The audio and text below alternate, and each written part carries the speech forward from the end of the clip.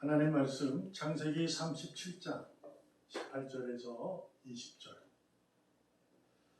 창세기 37장 18절. 요셉이 그들에게 가까이 오기 전에 그들이 요셉을 멀리서 보고 죽이기를 꾀하여 서로 이르되 꿈꾸는 자가 오는도다.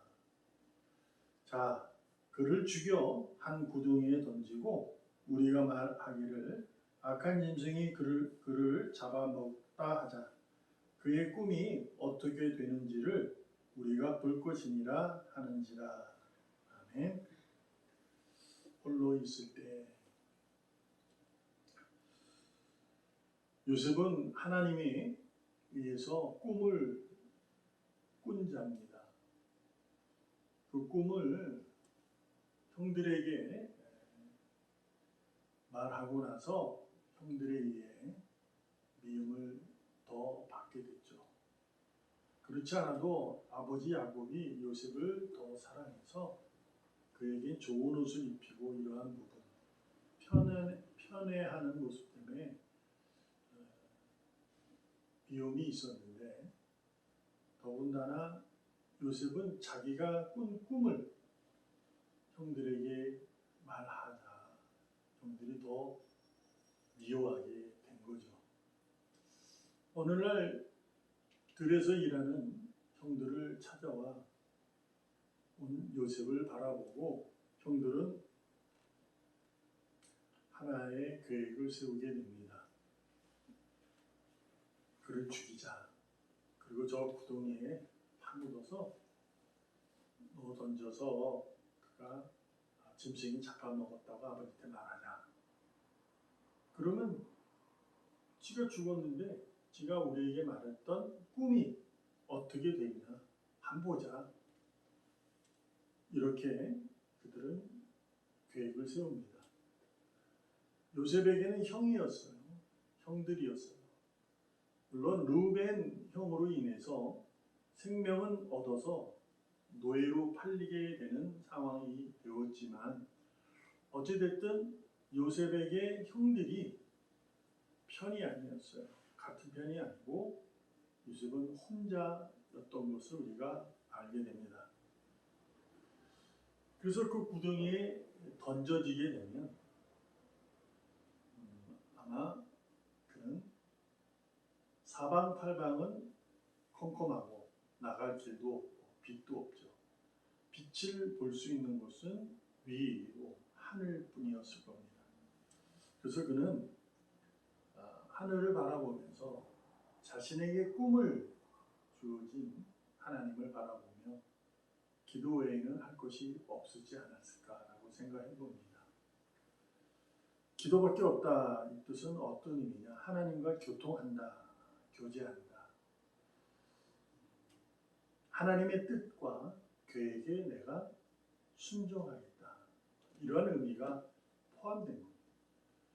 혼자 있게 되어질 때, 즉 자신에게 편이 없어서 외로울 때, 힘들 때, 억울할 때, 이때 하나님과의 교통할 수 있었다라는 것을 우리는 알게 될 수 있죠.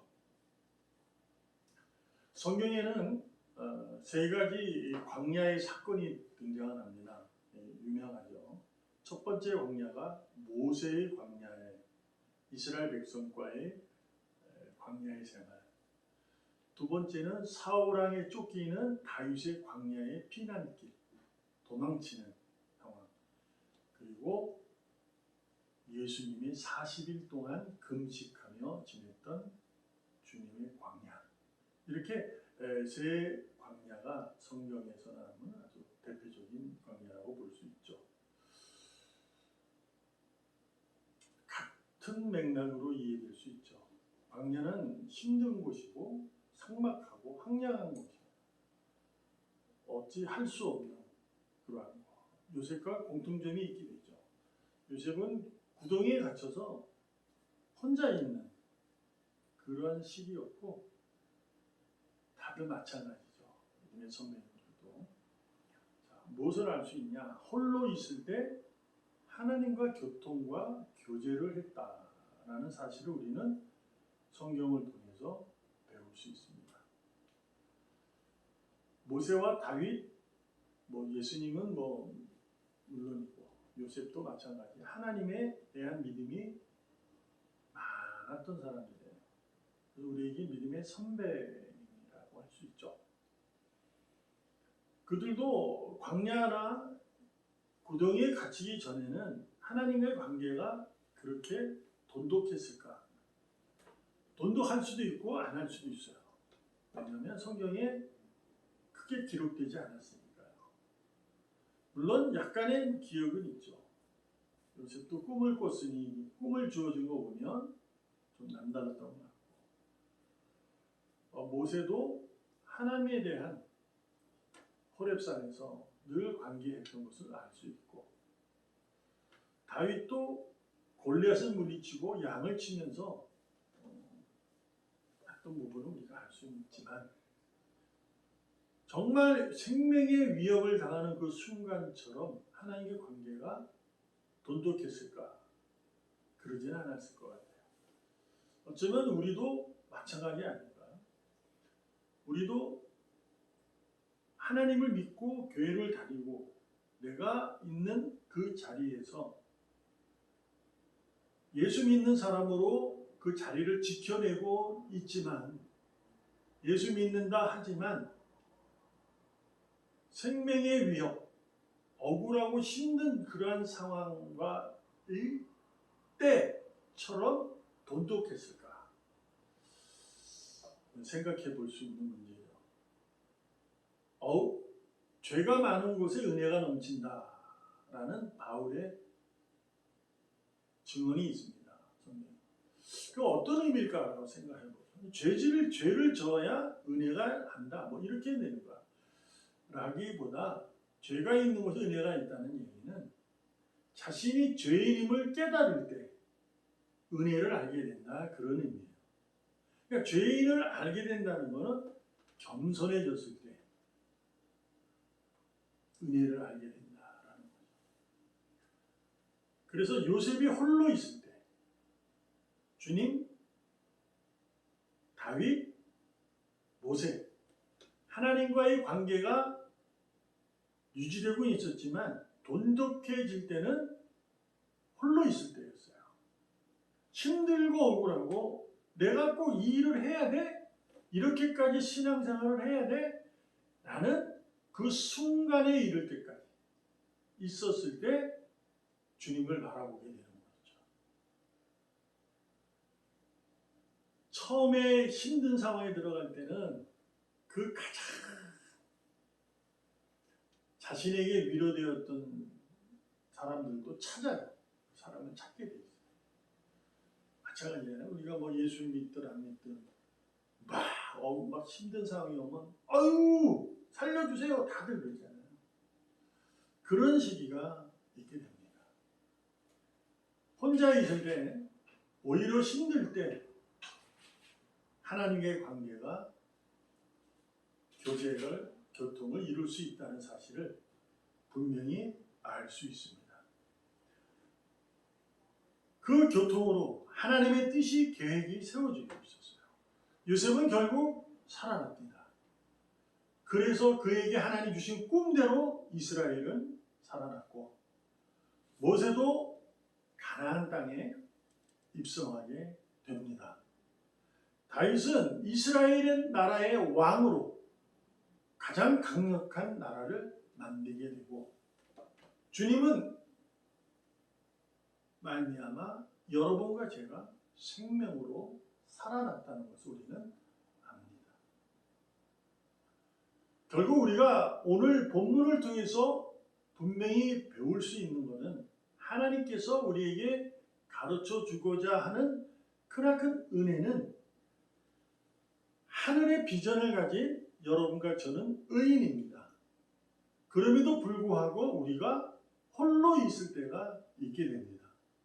예수를 믿고 복받은 사람인데 마치 복이 없느냐, 힘들고 억울한 상황이 펼쳐진다는 거예요. 왜 그럴까요? 구덩이에 갇히기나 하고 광야에 놓여지게 되는 상황이 있게 되는 거죠. 또 우리가 알듯이 이 모든 것은 하나님의 손길의 역사인 입니다. 하나님이 계획하시고 그분이 뜻을 두고 계획한 내용대로 구원을 이뤄가지는 그분의 섭리라고 우리는 고백하죠. 근데 왜 꼭 그렇게까지 하는 것일까? 다른 건 없습니다. 하나님께서 의인이 홀로 있지 않으면 하나님이 주신 그 꿈을 잃어버릴 수 있기 때문에 그래요. 꿈을 줘도 비전을 가져도 평탄한 생활을 하게 되면 꿈을 잃어버립니다. 어떤 극한 상황이 와야 고마운 사람을 알게 되고 그때 그것이 참 기적 같은 일이구나. 요즘에 우리가 분명히 아는 게 코로나19의 이 상황이 그냥 평범하게 우리가 어쩌면 그때는 계속 그냥 예배를 드리니까 당연한 걸 알았고 예배를 안 드리고 빠져도 뭐 그것이 뭐 그런가 했던 시대가 있었어요. 현실적으로. 죄송한 얘기지만. 근데 지금 코로나19로 현장 예배를 못 드리니까 그 평범함이 얼마나 기적 같은 일이었는지를 알게 되는 거 아니에요? 그런 의미로 우리가 이해될 수 있는 겁니다. 의인이 하늘의 비전을 가졌는데 홀로 있지 않으면 하나님과 교제하지 않습니다. 하나님과 돈독한 관계를 찾고 구하고 두드리지를 않는다는 거죠. 물론 하나님의 역사는요, 꿈을 준 그 의인에게 강제적으로 일하지 않습니다. 우리가 분명히 알 수 있는 거예요. 요셉, 모세, 다윗, 주님 다 마찬가지인 거예요. 강제로 끌어들이는 게 아니라 그 광야나 구덩이의 생활 속에서 자유의지를 그가 하나님이 놔두고 계시는 거예요. 그래서 그가 어떤 행위를 해서 하는가에 대해서는 전적인 거예요. 그들에게, 우리에게. 그러니까 요셉은, 모세는, 다윗은, 주님은 하나님과의 교제를 가진 거고 그 억울한 상황이 왔을 때 의인임에도라고 했던 사람이 도망갈 수도 있어요. 하나님이 그를 강제로 끌고 오지 않아요. 이것이 아주 중요한 포인트입니다. 이것 때문에 이제 신학의 교리적 내용이 바뀌기도 하지만, 다르게 펼쳐지기도 하지만, 중요한 건 뭐냐면, 하나님께서 뜻을 두고 계획하는 일들에는 인간의 자유의지를 하나님이 허락하시면서 당신의 의지를 가지고 끌고 가신다는 거예요. 그 사람을 끌고 간다는 거예요. 하나님께서. 그거는 너는 강제적으로 이렇게 하라 이게 아니라 그에게 믿음을 주셔서 그가 그 믿음을 통해 의에 예수 그리스도로 말미암아 가는 거예요. 요셉도 마찬가지잖아요.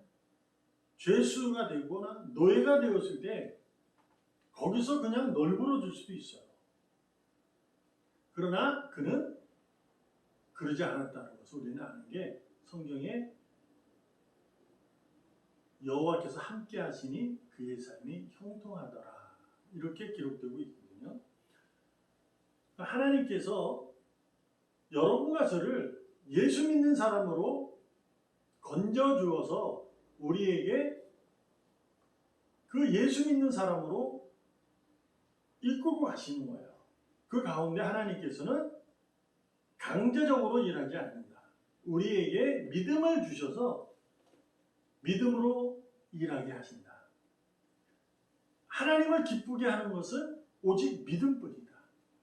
믿음으로 그분에게 나아갈 자에게 상 주신다는 것을 아는 그 믿음이다 라고 말합니다.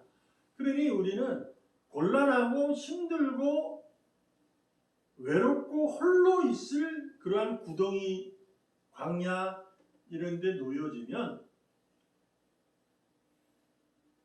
하나님을 만날 수 있는, 교제할 수 있는 귀한 시간인 줄로 믿습니다. 요셉은 살아나서 이스라엘이 살아났고 모세는 가나안 땅으로 인도되어지고 백성들을 다윗은 가장 위대하고 강한 나라를 만들게 됩니다. 주님의 희생으로 여러분과 저는 생명을 얻었다는 것을 우리는 오늘도 마음에 새기는 그 믿음으로 오늘도 하나님이 내게 주신 그 비전, 꿈을 가지고 우리도 살아나서 확실히 그 꿈을 이 땅에 펼쳐내시고 건설해 나가는 여러분과 저 하나님 나라의 백성이기를 주님의 이름으로 축복합니다. 기도하겠습니다. 얼마나 힘들고 어려운지 예수 믿는다는 자체가 얼마나 외로운지 홀로 있는 것 같이 절망 가운데 있는지 어떨 때는 느낄 때가 많습니다. 그러나 예수 믿는 그 사실이 주 예수 그리스도를 믿는 그 사실이 얼마나 기쁘고 감사한지는 또한 발견될 수 있다는 것을 배우게 됩니다. 아버지 하나님 감사합니다. 오늘도 주 예수 그리스도를 믿고 힘있게 달려갈 수 있도록 용기 있게 달려갈 수 있도록 은혜를 베푸셔서 감사 찬양합니다. 오늘도 하늘의 비전을 가진 자로 하나님과의 진지한 교통과 교제로 그 꿈을 실현했는데 힘있게 용기 있게 지혜롭고 슬기롭게 만드시고 주장하여 주시옵소서. 살아계신 예수님의 이름으로 감사하며 기도합니다. 아멘.